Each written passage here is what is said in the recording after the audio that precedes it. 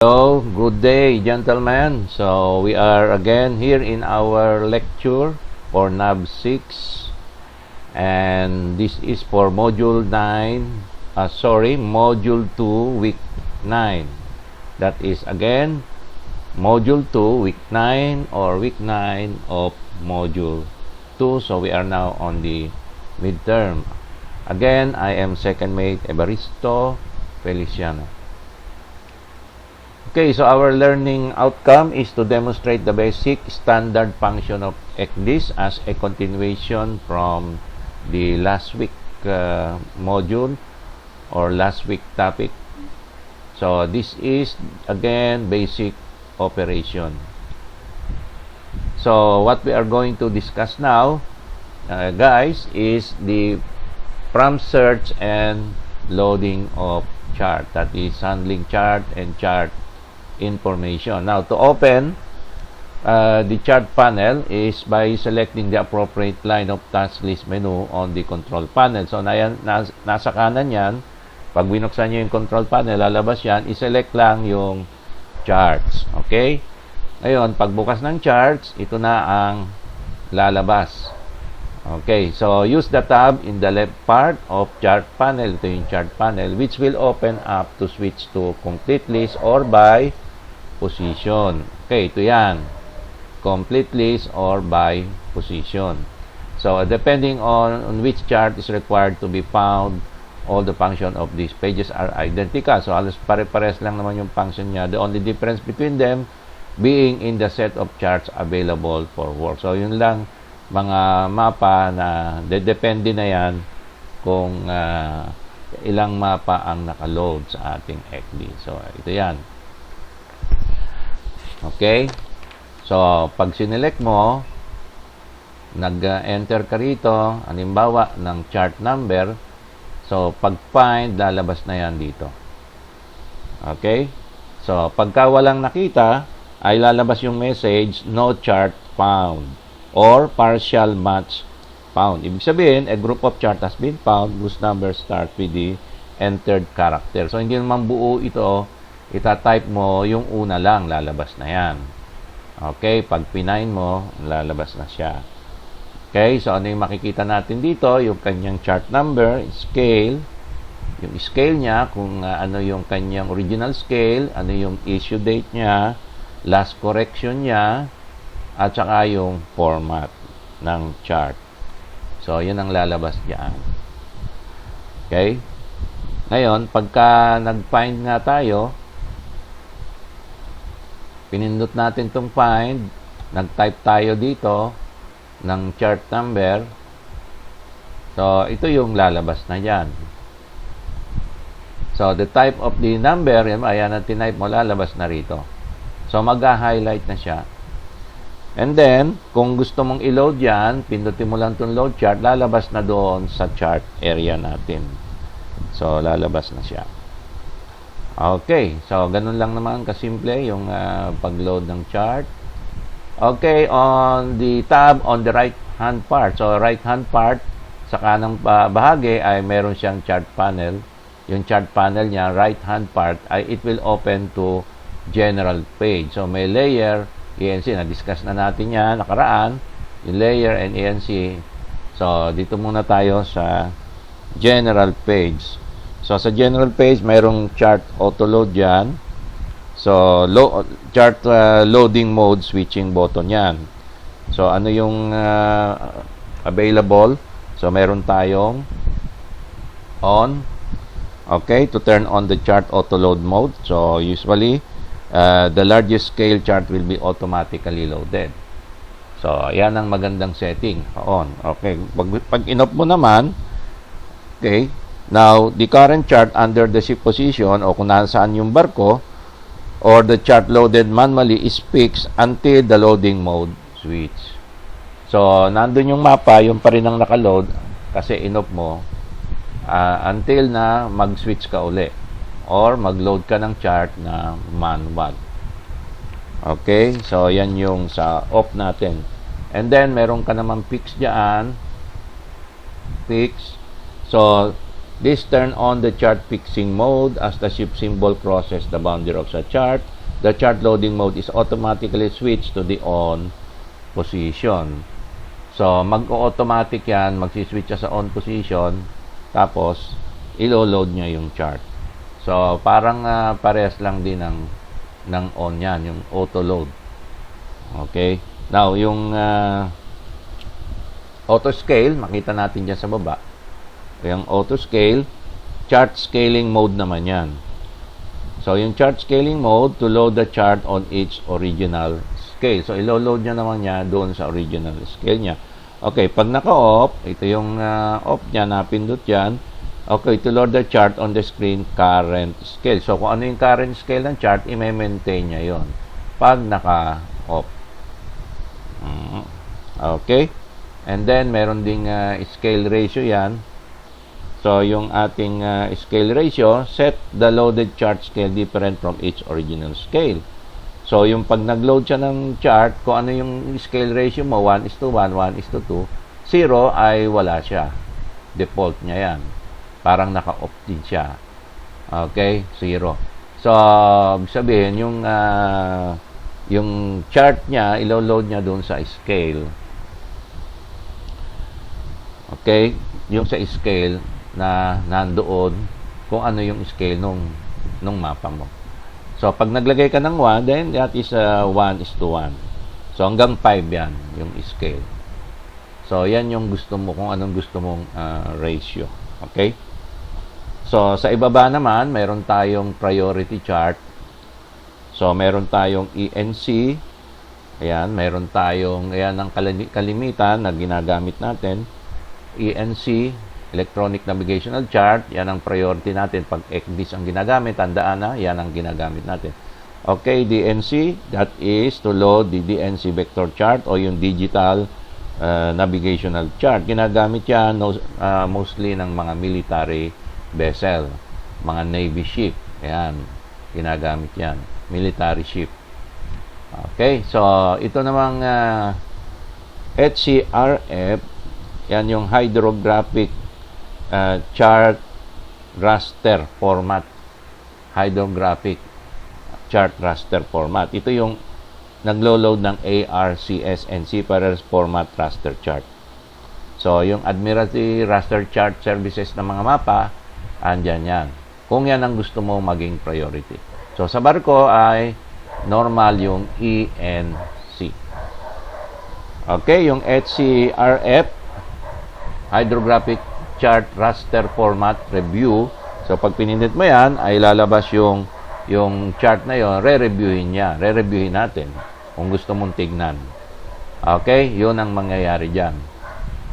Yan yung review. Okay? So, the chart assistance, open the chart assistant window. Okay. So, yung chart assistant window, nandyan din yung tayo ay update ng chart. Nandyan din yung chart assistant. Alright.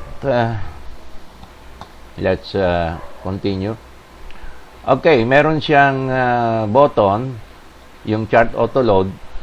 Pag pinindot mo yung button na yan, magre-react doon sa control panel. Merong chart area. Ito yung tinatawag natin na chart area. Doon sa kanan, sa sidebar ng ating ECDIS, yung sidebar, yung mga control button doon, halo-halo na, merong mga display ng data, lahat na nandoon, mga control. Mga option, meron chart area kang makikita rito. So, may mga information yan, diyan makikita kung ano yung option. Diba, in-off mo, ma-off yan. Kung in-on mo, ma-on yan. Ngayon, naka-off to, ibig sabihin, sinet mo to ng off. Okay, so yung off, naka yung auto-load niya, naka-off. So, yun yung magiging, view mo, o indicator mo siya na off siya. Doon sa setting. Okay, doon sa setting ng chart loading. Ng chart. Okay? Yan. Tapos, yan. Ito yung ilalim. Pag na-off, makikita mo, mag-off siya. Okay, pag nag-off siya, pwede kang mamili na ng mapa mo kung ano yung chart mo dito na. So, naka-off kasi. So, mano-mano ang loading mo ngayon. Okay, ikaw ang maglo-load. So, mas maganda ay naka-auto yan palagi, naka-on. Yan ang pinakamagandang setting. Okay? Yan. Then, selecting loading priority, ito na yon, na-discuss na natin kanina yan. So, ang common sa atin ay ENC. Okay? ENC. Hindi HCRF, ha? ENC. Okay, doon naman sa chart auto load, ayan, naka-on, press on. Yung pag pinindot mo yung on, dapat yung chart auto scale recommended ay naka-on din. Huwag mong kukontrahin para mas maganda siyang kombinasyon. Nag-auto load yung chart, yung scale niya nag-auto load din. So pwede mo ring i-off yung chart auto scale. So hindi siya maglo-load dun sa original scale niya. So kung ano yung scale ng previous na mapa, yun ang i-maintain niya. Okay? Ngayon, pag naka-off yun, yung auto scale na in-off mo, ikaw mamimili ng scale ratio mo dyan.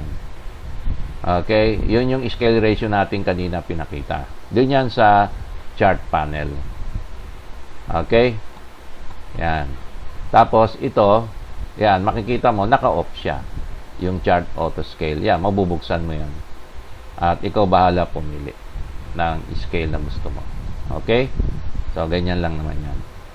Alright, ngayon, doon sa ating display ng mapa, may makikita tayo doon na setting ng conditional symbolization of certain object class. So, paliwanag ko lang to, yung conditional symbolization, yung symbol, halimbawa, isolated rock, depende yan, yung kung lalabas yan o hindi, depende sa setting mo ng safety contour. So, yung safety contour, kino-consider natin as no-go area. Ibig sabihin, hindi yan papasukin ng barko. Pag ikaw naglagay dyan, bawal kang pumasok. Kasi ibig sabihin yan ay mababaw sa iyo yan. So, yung mga isolated rock na halimbawa, 14 meters, nasa loob siya. So, protektado ka dyan. So, baliwala na to kasi ito na yung babantayan ng barko mo sa ECDIS. Babantayan ni ECDIS yan. Ito na, hindi na ito. Okay, in case ito, mas mataas sa 20 meters. Halimbawa, ito ay 25 meters to. Okay.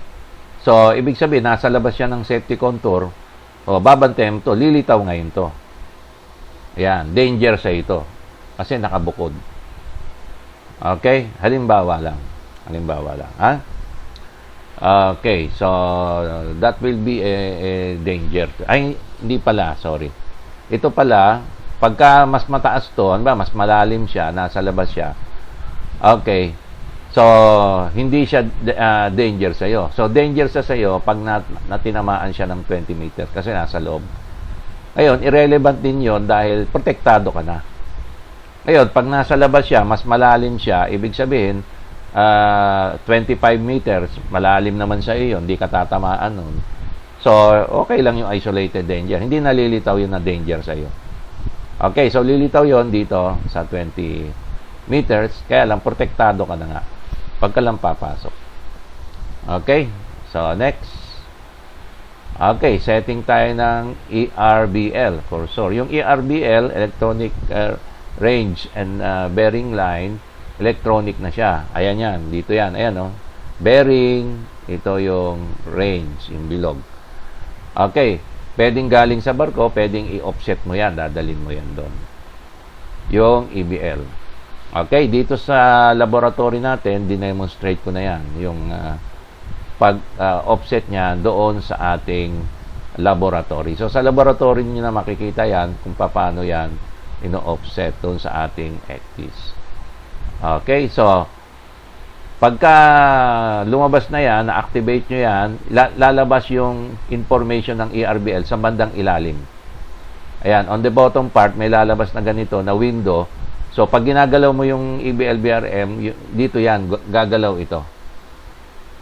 Okay, yan, gagalaw yan. So, may lalabas yan pag na-activate yung ERBL.